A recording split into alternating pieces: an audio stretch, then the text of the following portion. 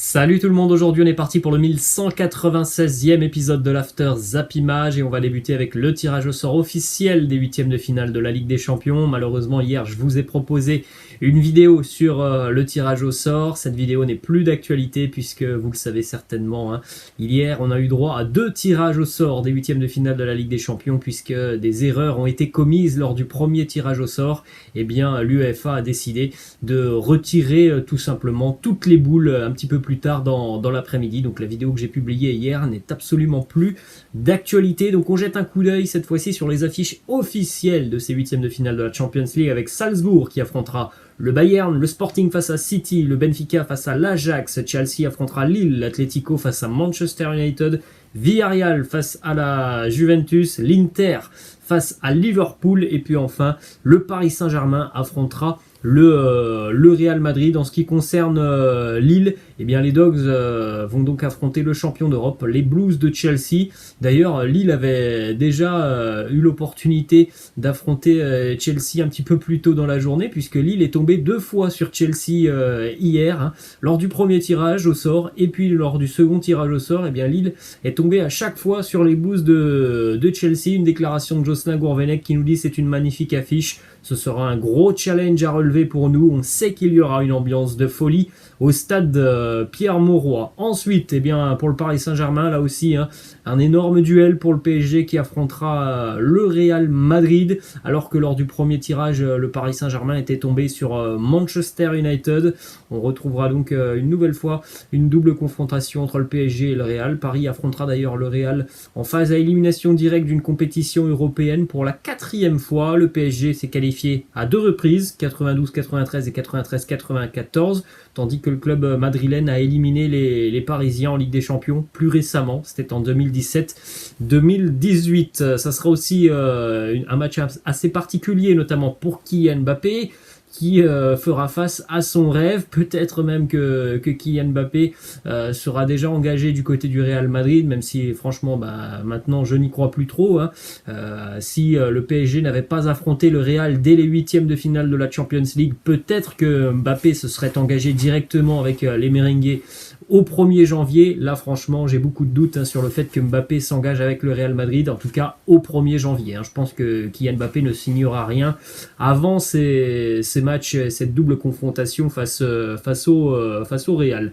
Ensuite on continue toujours du côté de Paris avec aussi un match particulier pour Sergio Ramos qui va retrouver son ancienne équipe. Alors évidemment si Sergio Ramos est à 100%, si physiquement tout se passe bien pour lui, ça sera évidemment un joueur important pour le Paris Saint-Germain. Après, à l'heure actuelle, on est loin d'être sûr que Sergio Ramos pourra tenir sa place pour ces 2 rencontres. En tout cas, Sergio Ramos qui nous dit le destin est capricieux, j'aurais aimé affronter une autre équipe que le Real. Vous connaissez l'amour et l'affection que j'ai pour ce club et les supporters. Aujourd'hui, je suis un joueur du Paris Saint-Germain. Je ferai tout mon possible pour que l'on se qualifie. Je suis prêt à mourir sur le terrain pour le Paris Saint-Germain face au Real Madrid. 2 déclarations côté merengue, celle de Toni Kroos qui n'est pas forcément ravi du tirage au sort parce que c'était tout simplement le pire adversaire pour le Real Madrid.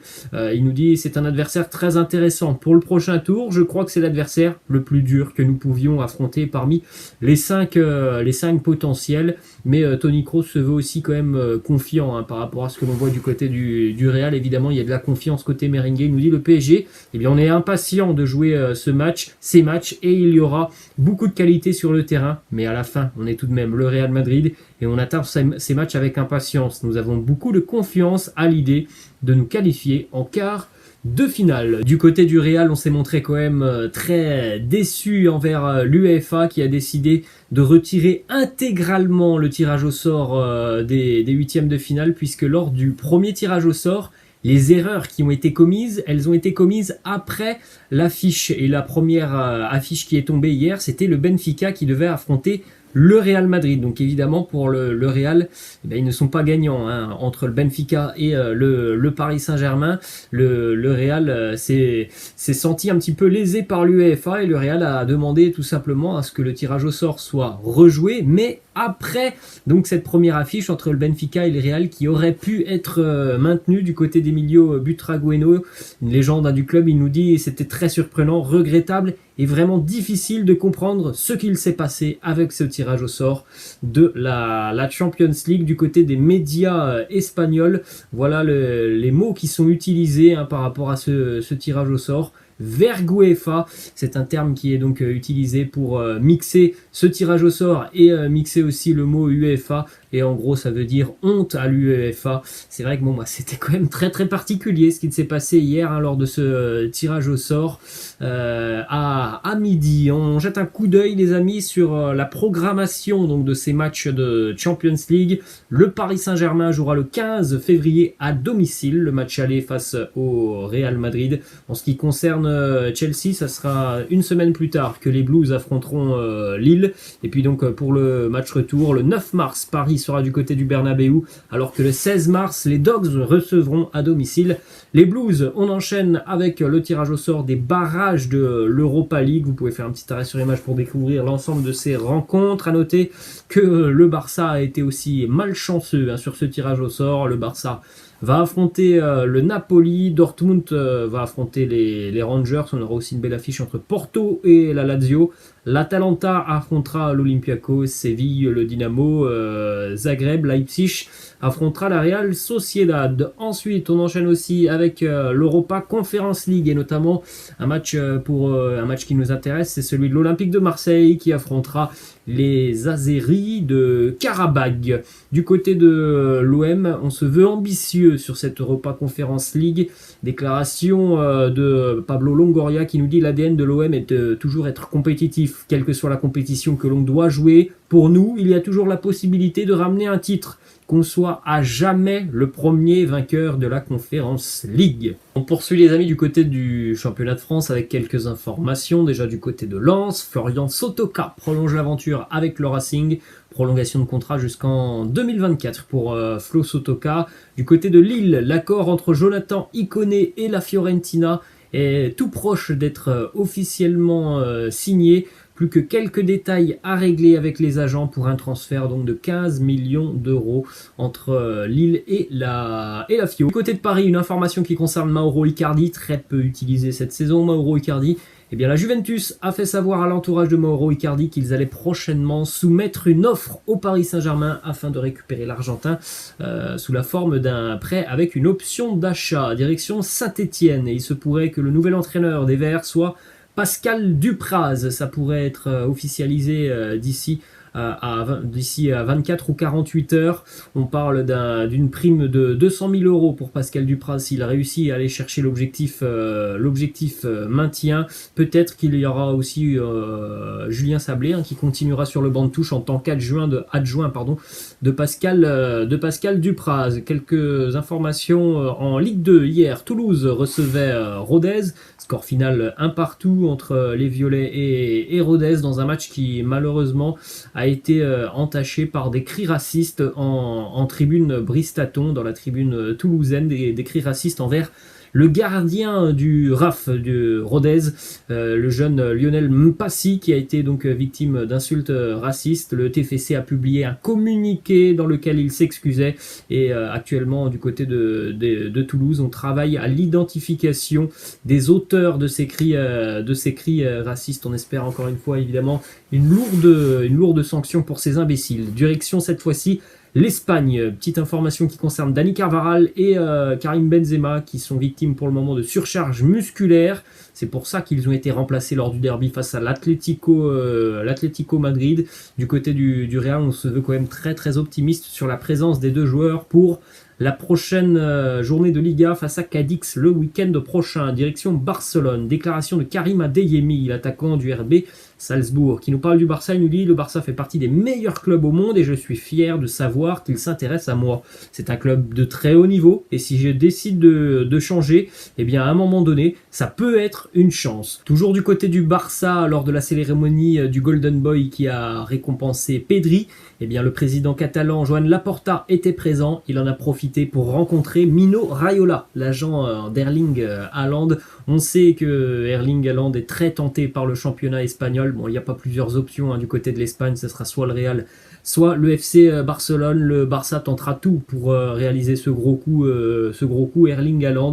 Le club insiste sur le fait que tout sera mis en œuvre pour recruter la star norvégienne. Hein. Le Barça est en train d'essayer de trouver des fonds déjà depuis près de 2 mois maintenant pour réaliser ce genre d'opération. Donc affaire à suivre hein, côté catalan. On tentera évidemment de recruter Erling Haaland pour en faire certainement la tête d'affiche du nouveau Barça. Une déclaration du côté du Bayern Munich. Karl-Heinz Rummenigge, dirigeant historique du Bayern, qui nous parle justement d'Haaland et de Lewandowski. Il nous dit il n'est certainement plus aussi jeune que Haaland, mais il a un physique qui lui permet de continuer à jouer pendant 2 ou 3 ans. C'est pourquoi je ne pense pas que le Bayern va essayer d'obtenir Erling Haaland, et notamment aussi pour des raisons financières, mais tout simplement aussi parce que le Bayern compte encore hein, sur Robert Lewandowski. Ensuite, on a une déclaration du papa de Frenkie de Jong, John de Jong, qui nous parle des rumeurs qui envoient son fils un petit peu partout en Europe, parce qu'on sait que le Barça pourrait être tenté de laisser partir Frenkie de Jong parce que c'est un joueur qui a une très forte valeur marchande, et on sait aussi hein, que le Barça a besoin de liquidité. Donc deux petites rumeurs déjà entre le Bayern Munich ou encore Manchester. Voilà la déclaration de John de Jong, le papa de Frenkie, qui nous dit: le temps est horrible du côté de Munich ou de Manchester. Je sais que Barcelone a besoin d'argent et qu'une grosse offre pour Frenkie pourrait les aider, mais je ne vois pas cela arriver. Cependant, les 5 meilleurs clubs européens ont appelé pour lui, donc on peut déjà exclure ces pistes nordiques, on va dire, hein, pour Frenkie de Jong si jamais il y a un départ. Ensuite, une information qui est tombée il y a quelques instants, hein, juste avant que je fasse cette vidéo et cet After Zap Image. Demain, à midi, une conférence de presse sera organisée du côté de Barcelone, avec la présence du président Joan Laporta, mais aussi la présence de Sergio Agüero, donc visiblement tout ce que l'on craignait est en train de se confirmer. On attendra donc les déclarations qui tomberont demain à midi, mais on a quand même bel et bien l'impression que ça sent la fin de carrière pour Sergio Agüero. Direction l'Angleterre maintenant, les amis, avec une petite information qui concerne les Blues de Chelsea, qui vont tout faire pour prolonger le contrat de Thiago Silva d'une année supplémentaire. Ensuite, information du côté de Manchester United, les Red Devils devaient se déplacer ce soir du côté de Londres pour affronter Brentford. Le match est reporté pour des causes, pour des cas de Covid du côté de l'effectif des Red Devils. Hein. D'ailleurs, le variant est en train vraiment d'exploser du côté de la Grande-Bretagne. Hein. Les instances du football anglais sont très très inquiètes hein, sur la suite de la compétition. Donc déjà match reporté ce soir pour les Red Devils. Le communiqué du club mancunien avec cette petite annonce: Manchester United peut confirmer que suite au cas positif de Covid hier parmi le personnel et les joueurs de l'équipe première, la décision a été prise de fermer le centre d'entraînement pendant 24 heures afin de minimiser le risque d'une nouvelle infection. Donc voilà, pour Manchester United, pas d'entraînement, pas de match ce soir, et on verra hein, le déroulé de la semaine du côté des Red Devils. Voilà les amis, la fin de cet After Zap Image. J'espère que ça vous a plu. N'hésitez pas comme d'habitude à lâcher un petit pouce bleu.